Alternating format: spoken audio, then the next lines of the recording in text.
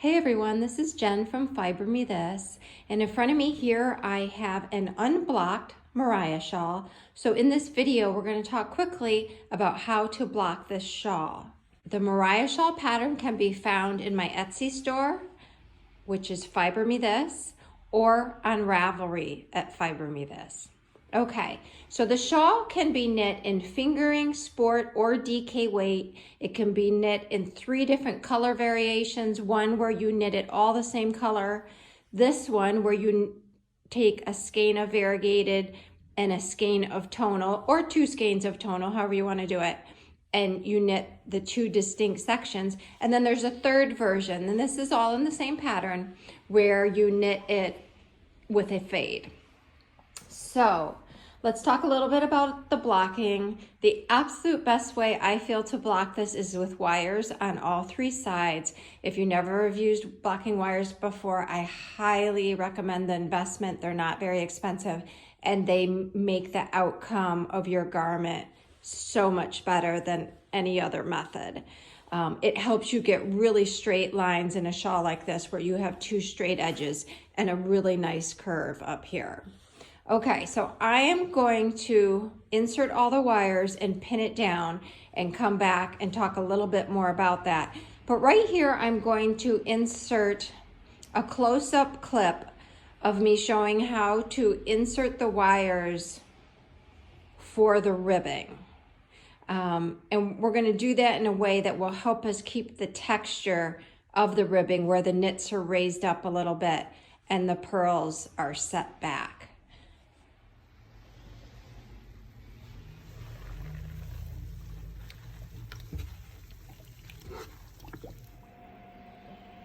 Okay, I just want to show you guys really quick when running the wires down the rib border, and this is looking from the top down. You want to run the wires up and down through the rib section, but then completely skip the knit section, so your wire will run underneath each of those knit sections. And what that allows us to do when we pin it down is I put up 2 pins, T-pins, in the rib section to hold it down. And then I take this part and bring it over the top of the wire, and I'll show you when I'm actually pinning it. But I take 2 T-pins and put them in on a little bit of a slant to hold that knitted section down as well. But you can see how it's coming up over the top of the wire, which allows your knit sections to stay raised while your purl sections are set back. Okay, so I have all my wires in. I am sitting on the floor, so this is kind of at an odd angle. But I first did a straight line here, put my pins in every 4 or 5 inches, and I stretched this probably about 80%. I stretched out the ease about 80%. I don't want it to be blocked as far as it can possibly go for this type of shawl. And then down here, I stretched this just a little bit less because I really want to keep the texture of the cables and the ribbing.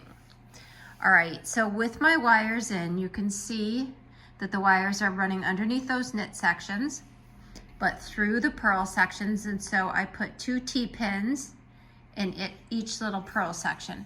And then I am coming back and I'm pulling the knit section over the top of the wire and putting 2 T-pins in on a slant. So let me do this next one one-handed if I can. I'm gonna pull that over the top and just gently put in a T-pin on a slant to hold that over the top. And I do use probably more T-pins than usual when doing this type of blocking, but in the end, when it's done, it makes such a beautiful edging, and you don't have any like weird little peaks and valleys. And the reason why I use so many when I'm doing this is because the next thing I'm going to do is really stretch out this wire here to finish blocking. So I'm going to continue going along, putting in my T-pins on all the knit sections. I'll finish blocking out the rest of it and show you the end result. Okay, so it's all pinned down. I pulled out about 90% or more of the ease to this curved edge.